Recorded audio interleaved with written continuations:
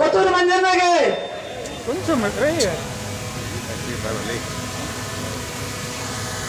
ಆಸೀನರಾದಂಥ ನಮ್ಮ ಕೋಲಾರ ಜನಪ್ರಿಯ ಶಾಸಕರಾದಂಥ ಕೊತ್ತೂರು ಮಂಜಣ್ಣನವರೇ, 2024 MP ಅಭ್ಯರ್ಥಿಯಾದಂಥ ಗೌತಮ್ ಅಣ್ಣನವರೇ, ನಮ್ಮ ಕಾಂಗ್ರೆಸ್ ಪಕ್ಷದ ಅಧ್ಯಕ್ಷರಾದಂಥ ಅಮರದೇವ ಅವರೇ, ಇನ್ನು ಅನೇಕ ಗಣ್ಯಾತ ಗಣ್ಯರಿದ್ದಾರೆ. ಹೆಸರುಗಳು ಹೇಳ್ಕೊಂಡು ಹೋದ್ರೆ ಸಮಯದ ಕಾಲಾವಕಾಶ ಕಡಿಮೆ ಇದೆ. ಯಾಕಂದ್ರೆ ಎಲ್ಲ ಸ್ಟೂಡೆಂಟ್ಗಳು ಇನ್ನು ನಿಮ್ಮ ಉದ್ಯೋಗ ಅವಕಾಶಗಳನ್ನು ಹುಡ್ಕೋಬೇಕಾಗುತ್ತೆ. ಅದರಿಂದ ಜಾಸ್ತಿ ಸಮಯವನ್ನು ನಾವು ತಗೊಳ್ಳಲ್ಲ.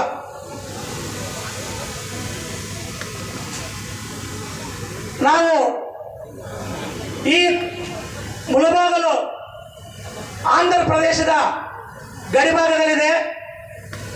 ನಮ್ಮ ಕಾಂಗ್ರೆಸ್ ಪಕ್ಷದ ಎಲ್ಲ ಮುಖಂಡರು ನಾವು ಹಳ್ಳಿಗಳಿಗೆ ಹೋದಾಗ, ಕಾಂಗ್ರೆಸ್ ಪಕ್ಷವನ್ನು ಕಟ್ಟಕ್ಕೆ ಹಳ್ಳಿಗಳಿಗೆ ಹೋದಾಗ ನಮಗೆ ನಿರುದ್ಯೋಗ ಸಮಸ್ಯೆ ಎಷ್ಟಿದೆ ಅಂತ ಗೊತ್ತಿದೆ. ಆ ನಿರುದ್ಯೋಗ ಸಮಸ್ಯೆ ನಾವು ಹೆಣ್ಣು ಮಕ್ಕಳು ಮಾತಾಡುವಾಗ,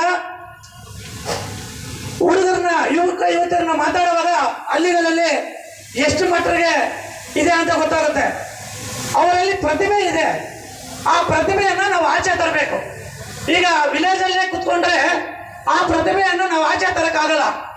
ಈ ನಿಟ್ಟಿನಲ್ಲಿ ನಮ್ಮ ನಾಯಕರು ಎಲ್ಲ ಸೇರಿಕೊಂಡು ನಮ್ಮ ಕೊತ್ತೂರು ಮಂಜಣ್ಣರ ಅಣ್ಣನವರ ಸಹಕಾರದೊಂದಿಗೆ ನಾವು ಸಮಾಲೋಚನೆ ಮಾಡಿದಾಗ ಉದ್ಯೋಗ ಅವಕಾಶಕ್ಕಾಗಿ ಒಂದು ಉದ್ಯೋಗ ಮೇಳವನ್ನು ಆಯೋಜನೆ ಮಾಡೋಣ ಅಂತ ಎಲ್ಲರೂ, ನಮ್ಮ ಎಲ್ಲ ಗಣ್ಯರೆಲ್ಲ ಸೇರಿಕೊಂಡು ಒಂದು ತೀರ್ಮಾನಕ್ಕೆ ಬರ್ತೀವಿ.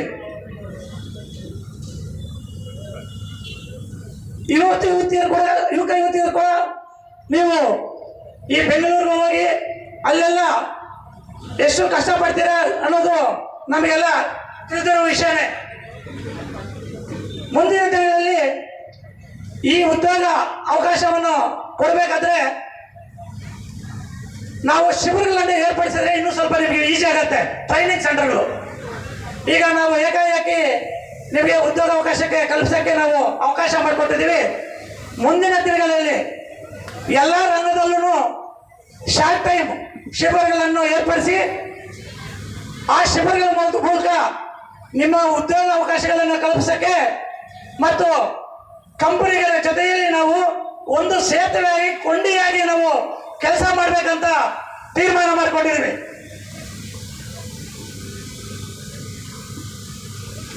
ನೀವು ಇಲ್ಲಿ ಯಾರಿಗಾದ್ರೂ ಅಕಸ್ಮಾತ್ ಕೆಲಸ ಸಿಗಲಿಲ್ಲ ಅಂತಂದ್ರೆ ನಿರಾಶೆ ಆಗಬೇಡಿ. 10,000ಕ್ಕಿಂತ ಇನ್ನೂ ಹೆಚ್ಚು ಉದ್ಯೋಗ ಅವಕಾಶಗಳಿದೆ. ಯಾರಿಗಾದ್ರೂ ಸಿಗಲಿಲ್ಲ ಅಂದ್ರೆ ನಮ್ಮನ್ನ ರಿಜಿಸ್ಟರ್ ಮಾಡ್ಕೊಳ್ಳಂಗೆ ನಾವು ಹಂತವಾಗಿ ಅದನ್ನು ಕ್ಲಿಯರ್ ಮಾಡ್ತೀವಿ. ಅಕಸ್ಮಾತ್ ಯಾರಿಗಾದ್ರೂ ಸಿಗಲಿಲ್ಲ ಅಂತಂದ್ರೆ ನಾವು ಹಂತವಾಗಿ ಕ್ಲಿಯರ್ ಮಾಡ್ತೀವಿ. ನಾವು 3 ವಿಷಯದಲ್ಲಿ ಕೆಲಸ ಮಾಡ್ಕೊಳ್ಬೇಕಂತ ಒಂದು ದಿಟ್ಟ ನಿರ್ಧಾರವನ್ನು ಮಾಡ್ಕೊಂಡಿದ್ದೀವಿ. ಒಂದು ಶಿಕ್ಷಣ, ಆರೋಗ್ಯ ಮತ್ತು ಉದ್ಯೋಗ.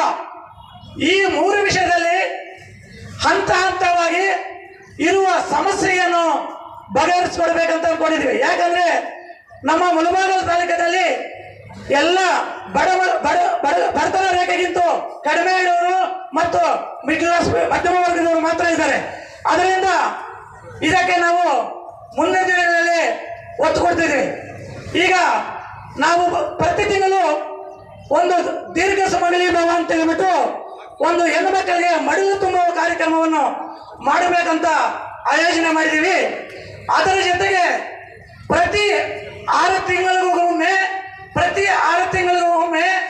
ನಾವು ಶಿಕ್ಷಣದ ಬಗ್ಗೆ ಆಗಲಿ, ಆರೋಗ್ಯದ ಬಗ್ಗೆ ಆಗಲಿ, ಉದ್ಯೋಗ ಬಗ್ಗೆ ಆಗಲಿ ಯಾವುದಾದ್ರೂ ಒಂದು ರಂಗದಲ್ಲಿ ಒಂದು ಕಾರ್ಯಕ್ರಮವನ್ನು ಆಯೋಜನೆ ಮಾಡಬೇಕಂತ ನಮ್ಮ ಎಲ್ಲ ಕಾಂಗ್ರೆಸ್ ಮುಖಂಡರ ಎಲ್ಲರೂ ಸೇರಿ ನಮ್ಮ ಕೊತ್ತೂರು ಮಂಜಣ್ಣವರ ಸಹಕಾರದೊಂದಿಗೆ ಕಾರ್ಯಕ್ರಮಗಳನ್ನು ಮಾಡಬೇಕಂತ ತೀರ್ಮಾನ ಮಾಡಿದ್ವಿ. ನಾನು 2023ರಲ್ಲಿ MLAಗೆ ಅಭ್ಯರ್ಥಿಯಾಗಿ ನನಗೆ ಇಲ್ಲಿ ಮಾಡ್ತಾರೆ. ನಾನು 20ನೇ ತಾರೀಕು ಲಾಸ್ಟ್ ಡೇಟ್ ಇರುತ್ತೆ.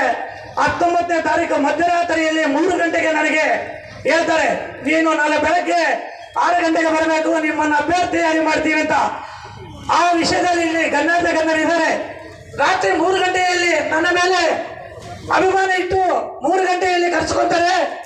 ನಾನು ಇಲ್ಲಿ MLAಗೆ ನಿಲ್ಬೇಕಂತ ನಾನು ಯೋಚನೆ ಮಾಡಿರೋದಿಲ್ಲ. ಅಂಥದ್ರಲ್ಲಿ ನಮ್ಮ ಕಾಂಗ್ರೆಸ್ ಪಕ್ಷದ ಎಲ್ಲ ಮುಖಂಡರು ನನ್ನ ಮೇಲೆ ವಿಶ್ವಾಸ ಇಟ್ಟು ರಾತ್ರಿ 3 ಗಂಟೆಯಲ್ಲಿ ಕರ್ಸ್ಕೊಂತಾರೆ. ಅದರಲ್ಲಿ ತುಂಬಾ ಜನ ಇಲ್ಲಿ ಗಣ್ಯರಿದ್ದಾರೆ. ಅಭ್ಯರ್ಥಿ ಮಾಡಿ ಸುಮಾರು ನನಗೆ 70,000 ಮತಗಳನ್ನು ಕೊಟ್ಟಿದ್ದಾರೆ. ನನ್ನ ಮೇಲೆ ವಿಶ್ವಾಸ ಇಟ್ಟು